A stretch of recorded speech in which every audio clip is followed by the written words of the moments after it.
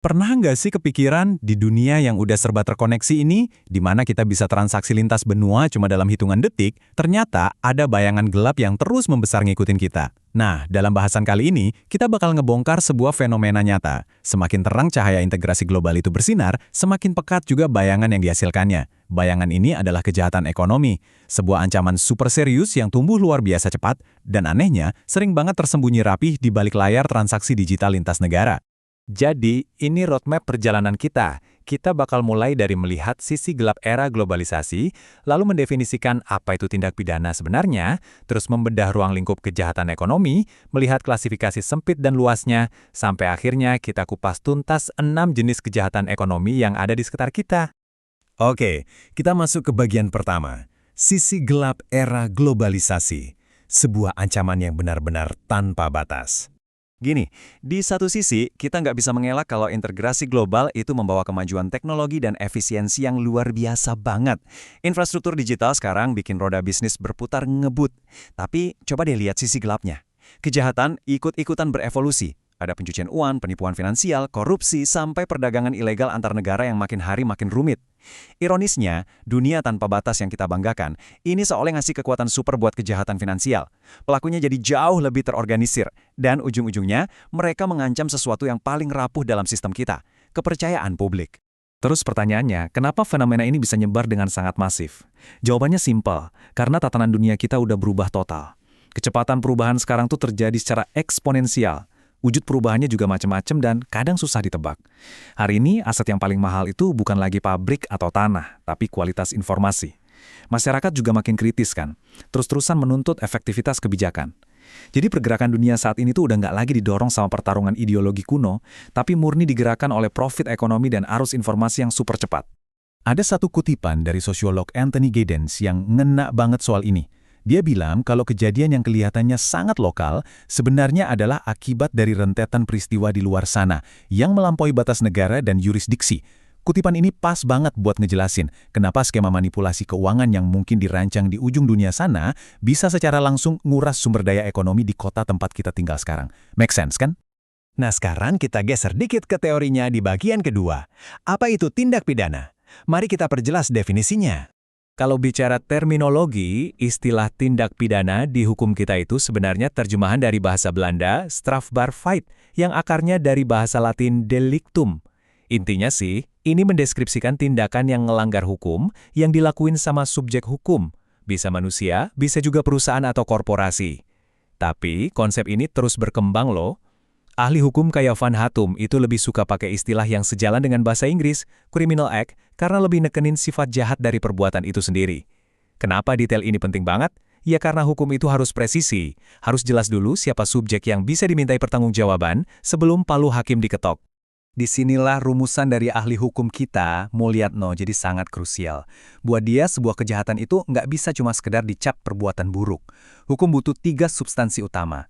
Pertama, norm adresat. Harus jelas siapa target aturannya. Kedua, strafbar, harus ada perbuatan yang emang secara eksplisit dilarang. Dan ketiga, strafmat, harus ada ancaman hukumannya. Kalau 3 pilar ini nggak berdiri kokoh, ya penegak hukum nggak bakal bisa bertindak. Lanjut ke bagian ketiga, ruang lingkup kejahatan ekonomi. Sejauh apa sih batasannya? Coba bayangkan, di tahun 1980 aja, Kongres PBB ke-6 udah mulai memetakan ini.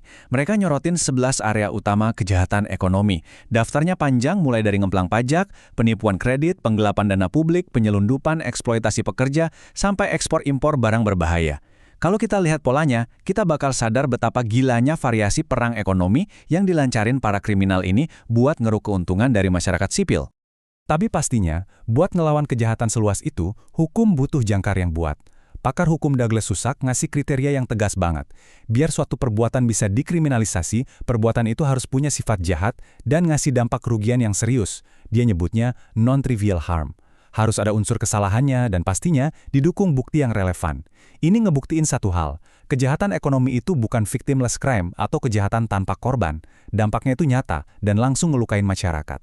Masuk ke bagian keempat, klasifikasi sempit dan luas. Kita lihat gimana hukum beradaptasi. Ini bagian yang menurut saya cukup brilian.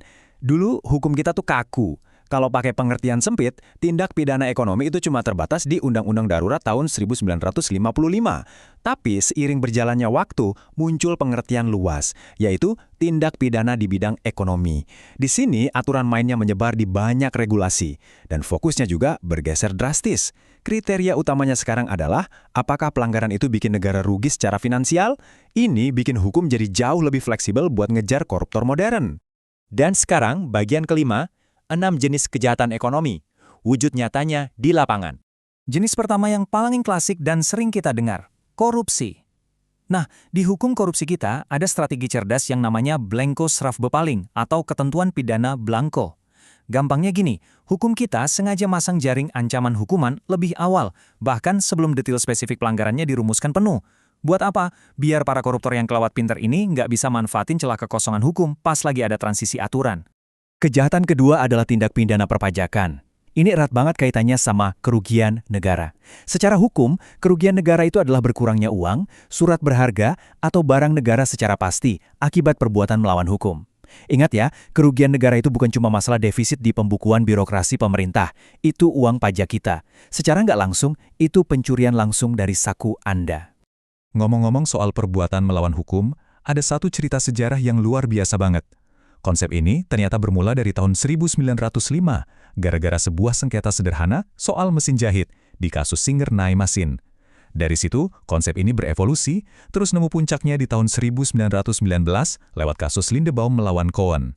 Di titik ini, elemen moralitas mulai dimasukkan ke dalam hukum. Sampai akhirnya, di tahun 1984, prinsip ini resmi ditegaskan dalam jurisprudensi Mahkamah Agung kita. Bayangin, dari sekedar ribut-ribut soal mesin jahit, berevolusi jadi pilar pelindung ekonomi negara. Keren banget kan? Selain korupsi dan pajak, sekarang hukum kita lagi sibuk bertarung ngelawan 3 ancaman modern. Monopoli yang mencekik persaingan pasar, tindak pidana pencucian uang atau TPPU yang ngelacak aliran dana gelap raksasa, dan pelanggaran hak kekayaan intelektual atau HKI. Undang-undang kita sekarang dirancang lebih ketat biar inovasi para kreator nggak dibajak seenaknya yang ujung-ujungnya bisa ngancurin pondasi ekonomi bangsa. Dan jenis yang terakhir, yang keenam, adalah kejahatan perbankan. Kalau bicara soal perbankan, kejahatannya tuh nggak melulu soal hilangnya uang kertas dari brankas. Lebih parah dari itu, kejahatan perbankan ini menghancurkan mata uang yang paling mahal di dunia, kepercayaan publik. Kalau nasabah udah nggak percaya lagi karena data mereka bocor atau bank yang mencurang, siap-siap aja seluruh sistem finansial bakal runtuh. Nah, dari semua bahasan explainer tadi, ada satu realita yang mengikat semuanya. Globalisasi itu bergeraknya makin ngebut, ngebuka peluang emas, tapi di saat bersamaan menciptakan monster finansial yang luar biasa besar. Dan ini ninggalin satu pertanyaan besar buat kita renungkan bareng-bareng. Di era di mana batas negara udah makin memudar kayak sekarang ini, apakah hukum kita bergerak cukup cepat buat mengejar para pelaku kejahatannya? Ini adalah perlombaan tanpa henti antara teknologi dan keadilan. Terima kasih udah ngikutin analisis kali ini sampai habis, tetaplah kritis, dan sampai jumpa di Explainer Mendalam kita selanjutnya.